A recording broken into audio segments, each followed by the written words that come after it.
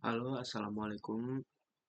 Saya Dude Alvindarian dengan NIM 0564965573 dari Prodi Sistem Informasi eh, berasal dari UT Daerah Denpasar.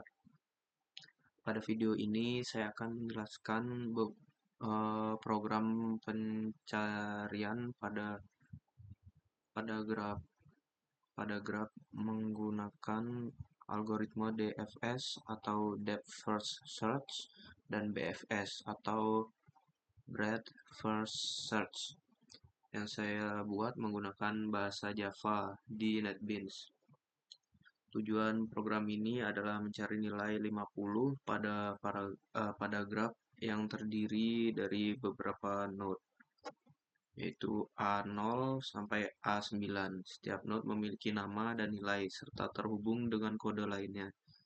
Saya akan menjelaskan program DFS terlebih dahulu, kemudian output yang dihasilkan. Setelah itu, saya akan menjelaskan program BFS dan outputnya.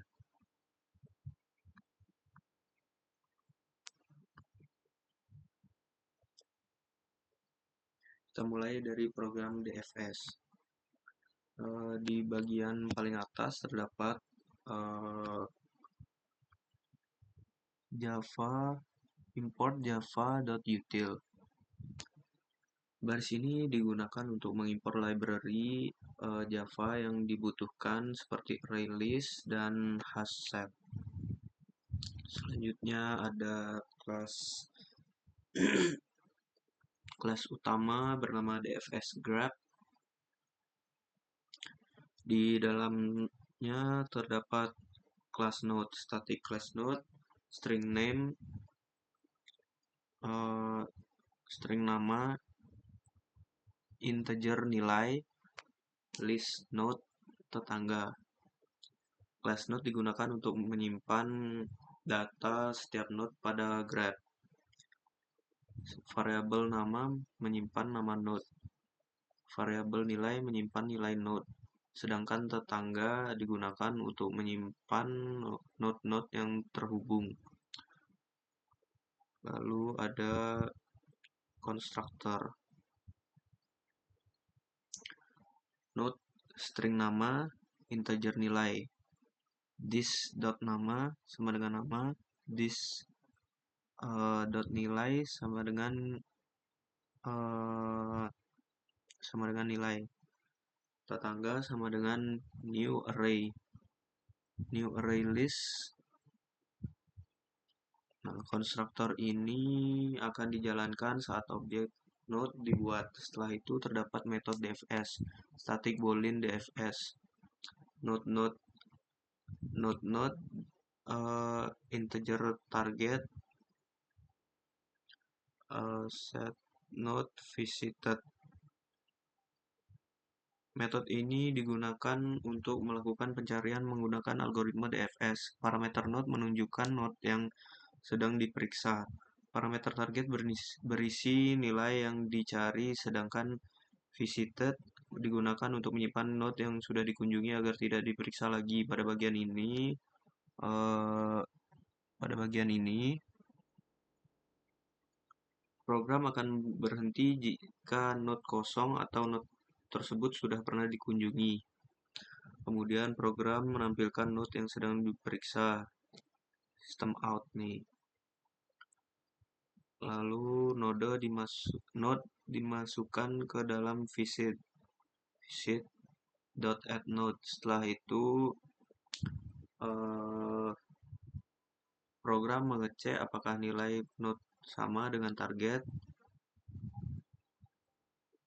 Jika sama, program akan menampilkan pesan bahwa target ditemukan lalu menghentikan pencarian. Jika belum ditemukan, program akan memeriksa semua tetangga dari node tersebut menggunakan perulangan for. Kemudian metode DFS dipanggil lagi secara rekursif sampai target ditemukan atau semua node sudah diperiksa. Pada metode main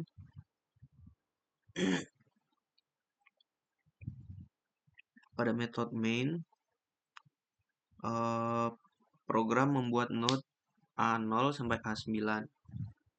Kemudian eh, node-node tersebut dihubungkan satu sama lain menggunakan array list tetangga. Setelah graph selesai dibuat, program mencari nilai 50 dengan perintah dfs A0 50 new hasset.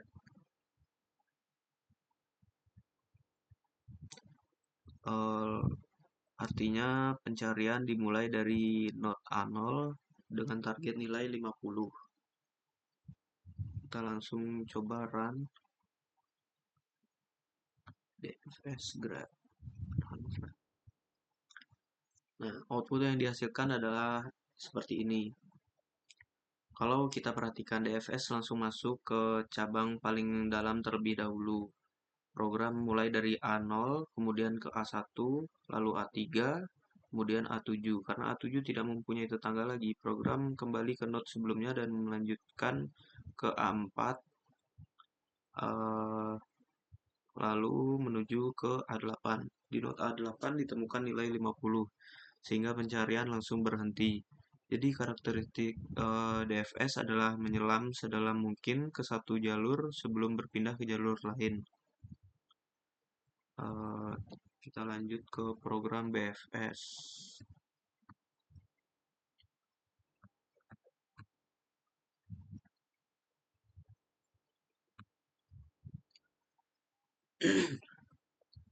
Kelas node yang digunakan sama dengan program DFS. Perbedaannya ada pada metode pencariannya. Metode BFS ditulis seperti ini. Di dalam metode ini dibuat queue dan set. Queue node, queue sama dengan new linked list. Set node, visited sama dengan new hasset.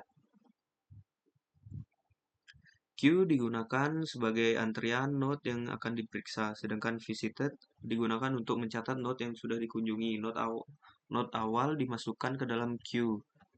Queue.add uh, queue.add ini, lalu ada visited ini, kemudian terdapat perulangan while queue is empty. Perulangan akan terus berjalan selama queue masih berisi node. Node paling depan diambil menggunakan node current. Setelah itu, program menampilkan node yang sedang dikunjungi. Kemudian, program memeriksa apakah nilai node sama dengan target. Jika target ditemukan, program akan menampilkan pesan dan berhenti.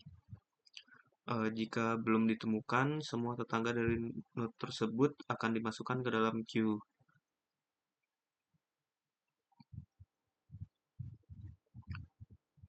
Uh, Karena menggunakan queue, node yang masuk lebih dahulu akan diperiksa lebih dahulu pada main method grab. Pada method main. Grab yang dibuat sama seperti program DFS. Kemudian program dijalankan dengan BFS ini untuk mencari nilai 50-nya. Langsung kita coba run BFS. Nah, output yang dihasilkan adalah seperti ini. Berbeda dengan DFS.